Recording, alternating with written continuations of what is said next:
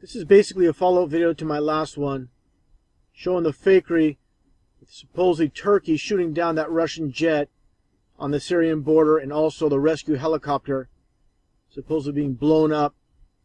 Explain this to people. Some people don't get it. Reading the comments below that video. Of course, there's real battles, real wars where people die, but much that leads up to it is propaganda.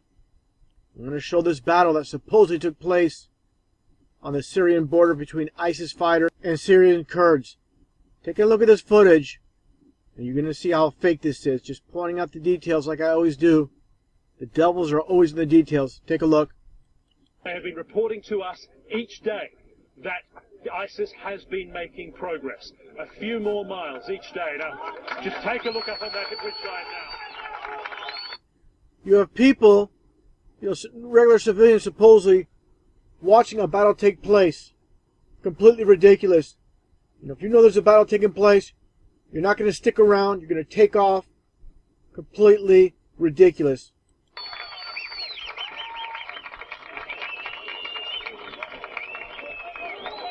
What you're seeing is tracer fire moving into that ridgeline that is currently occupied by ISIS forces. And around me, the Kurdish crowd is nothing but garbage. I mean, you have all these civilians here. What if the Kurds lose the battle and ISIS fighters come over and slaughter them all like pigs? Completely ridiculous. You're going to see kids here as well.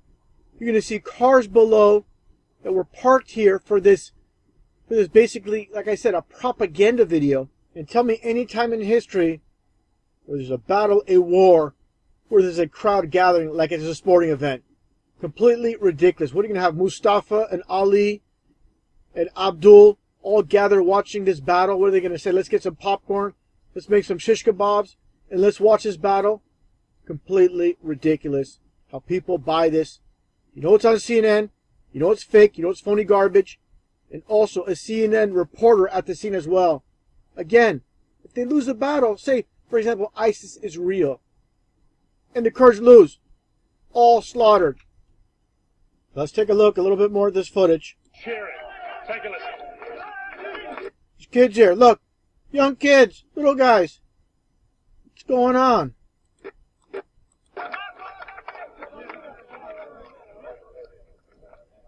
Now, John, it is getting quite dark here, so increasingly difficult to make out the actual figures on the ridgeline itself. But we can see from that tracer fire that they are still receiving incoming fire. And it is at that position that our photojournalist Claudia Otto has seen ISIS fighters take casualties, take hits. They've received injuries, and they've seen other fighters carrying their wounded away from that location. Now take a look at these pants held up by this German soldier during World War II. This is supposedly when Hitler survived an assassination attempt. Looks just like Boston bombing. They just cut up these trousers. And of course, Hitler didn't, succumb to any injuries. This is what I'm talking about. Propaganda photos. In war, there's propaganda, there's real death. It's a mixture of both. So people hear stories in the news, they assume, there's real violence taking place, so everything that's being presented is real. This is not the case. Propaganda mixed with real death, and people can't tell the difference. So few can see through the deception of war. I'm going to show another propaganda video here. And this is from 1991. I actually saw this live on TV on CNN with the reporters in Saudi Arabia. I'm sure many people have seen this footage already. Complete fakery. And this is really eye-opening for those that never seen this footage. Two reporters basically filming this scene at a studio, and who knows where, more than likely in the U.S. And like I said, when I first saw it, I knew something wasn't right about it. Take a look. For anybody that hasn't seen this, again, very eye-opening to the fakery and propaganda of CNN.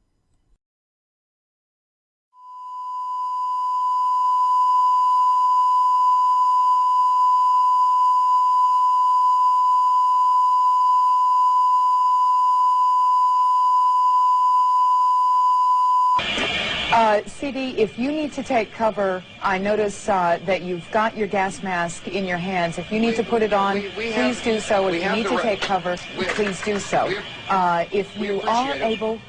If you are able to take a question, did you think that the possible threat would be over because it is now morning there? It's what, just after 6 o'clock in the morning? Yeah, the whole thing is everyone assumed that the threat would be over because it was early morning. But the thing about Saddam Hussein is that he has never done the expected, and right now we have, you know, once again been surprised with the unexpected, an air raid, an apparent attack, although we can't say what the outgoing missiles hit, at approximately 20 after 7 in the morning Saudi Arabian time. All the other attacks have occurred from 10 o'clock at night till 3, 4 in the morning. This is the first one to take place in eastern Saudi Arabia during the daylight hours. Now, that sound you hear behind me is the hotel. Richard Thicker. It's not the national. By afternoon. So people are looking up in the skies, scanning the skies to see what they can see. Do we see much of anything out there? Can we see much of anything? Okay, well, apparently there was some word of outgoing. Again, we cannot be specific about the direction. All right, we are now led to understand that there are also firings in another city in Saudi Arabia. CNN's Carl Rochelle is here with me. He just came up. Carl, I know we can't be very specific given these restrictions, but within those parameters, what did you see? Well, what I saw, I didn't see anything hit. I looked almost straight above us. There was a vapor trail coming from my right to my left, and there's a cloud of something. It looks like it might have been an explosion, a cloud, a white say.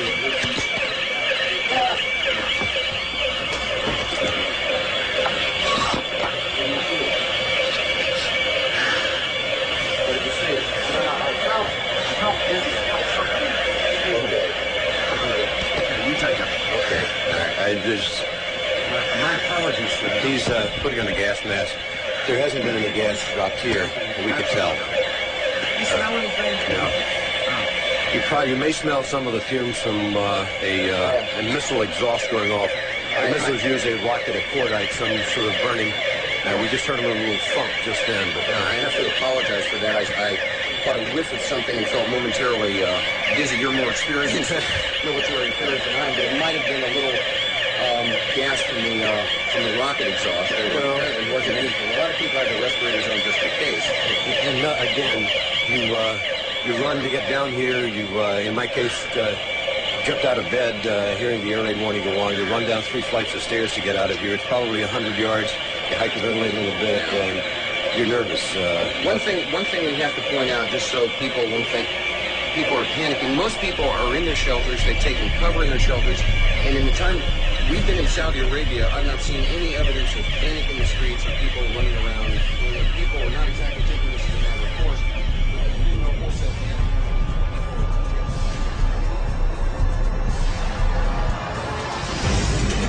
Je suis un journaliste américain. This is a Scud. You can tell it by its distinctive label. Now, when the missile is launched, the first thing you look for is the plume sticking out behind it. Now, when you detect this, you can tell it's been launched. Thank you.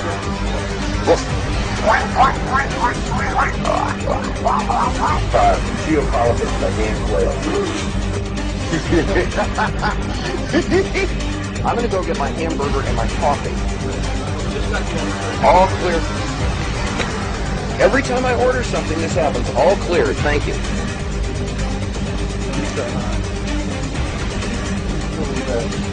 Oh, I love this country so much. I'm starting to get real bothered by all this. Charles Jacob, CNN, reporting live from Saudi Arabia. No, wait a minute. Whoa, hold it, homeboy. I'm the talent here. Dig.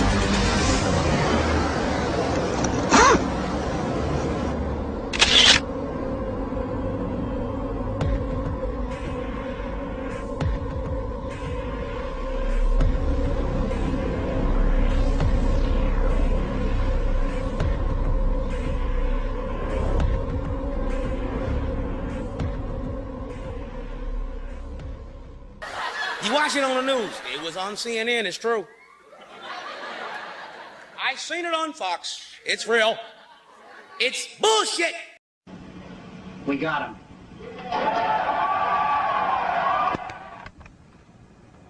On December 13th, the producers of 911 released a new reality TV show called We Got 'Em.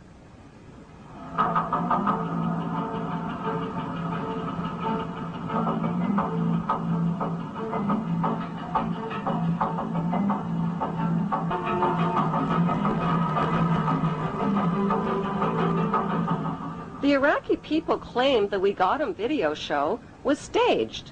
Why? Because the video shows ripe, yellow-colored dates growing on a tree to the left of the hole, where Saddam Hussein was supposedly captured. Every Iraqi citizen knows that Iraqi dates only ripen and turn yellow in July and August, never in December. Since date trees don't tell lies, the We Got 'Em video had to be staged at least 3 months earlier in July or August, not on December 13th as reported. How could Saddam, who is almost 70 years old and over 6 feet tall with a bloated belly, squeeze in and out of a hole that small? How could he have grown a beard that long in such a short time? Why did he dye his hair black while in hiding? For his CNN close-ups, perhaps? The Americans played the media element intelligently. On the 9th of April, the American troops went down the Firdaus Square. It was a show. It was a media show. After having bombed Al Jazeera and some part of Abu Dhabi television, they did their show. They brought with them some people, supposedly Iraqis, cheering up. These people were not Iraqis. I lived in Iraq. I was born there. I was raised there. Okay? I can recognize an Iraqi accent. For me, the most telling part was when the American soldier hung the American flag over Saddam's head. I think somebody must have told him, don't be that obvious. We didn't tell you to do this. Put it down.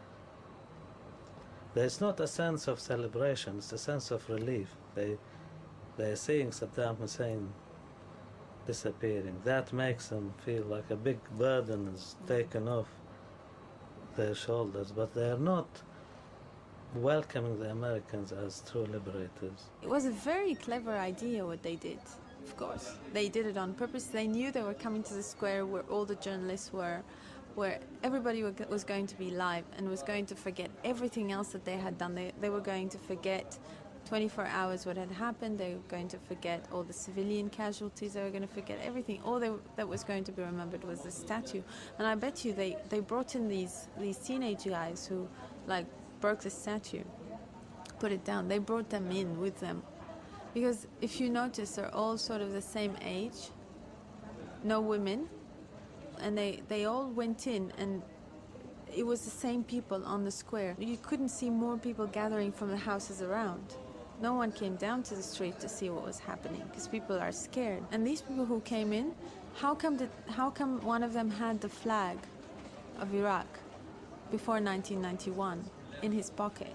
Has he just been waiting there for 10 years with a flag on that square? I don't think so. But this is not something that the US, like media, would talk about.